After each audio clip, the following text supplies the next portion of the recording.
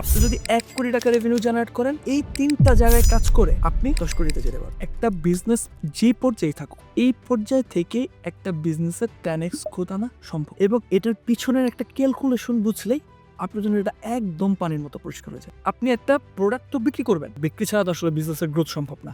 যদিও বা গ্রোথ আর স্কেলিং এর মধ্যে অনেক পার্থক্য আছে। আমি যদি গ্রোথের কথাতেই আসি, আপনি একটা প্রোডাক্ট আপনার ওয়েবসাইটে দিচ্ছেন বা আপনার প্রোডাক্ট সম্পর্কে ১,০০০ মানুষ জানে, আপনার ওয়েবসাইটে ১,০০০ মানুষ ভিজিট করে। ১,০০০ মানুষ যদি আপনার ওয়েবসাইটে ভিজিট করে, তাহলে সেখান থেকে মাত্র ১০০ জন মানুষ আপনার প্রোডাক্ট কিনে।